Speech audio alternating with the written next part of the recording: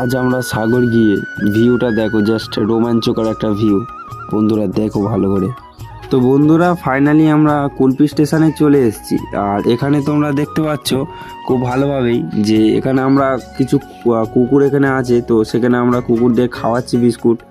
এবং এখানে আমি, আমার বাবা, মা সবাই রয়েছে, দাদা, বৌদি, বড় মা, ভাইপো সবাই রয়েছে।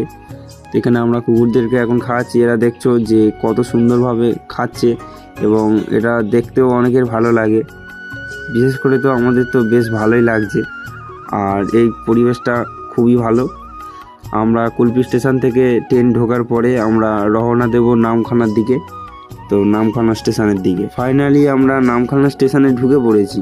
তো এবারে আমরা টোটোর উদ্দেশ্যে রওনা দেব সবাই। আমরা হাঁটতে হাঁটতে টোটোর লাইনের দিকে আমরা এগিয়ে যাব এবং টোটো ধরে আমরা ফেরিঘাটের উদ্দেশ্যে রওনা দেব। তো ফাইনালি আমরা টোটো ধরে ফেরিঘাটের উদ্দেশ্যে রওনা দিয়ে শুরু করেছি এবং আমরা টোটো থেকে নেমেও গিয়েছি এবং ফেরিঘাটের উদ্দেশ্যেও চলে এসেছি।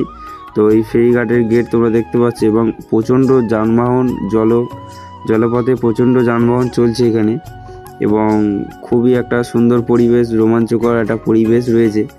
খুব মনোরম একটা পরিবেশ, যা তোমরা আসলেও তোমাদেরও খুব ভালো লাগবে। এখানে দাদা, বৌদি, মা সবাই আসছে আমাদের সঙ্গে।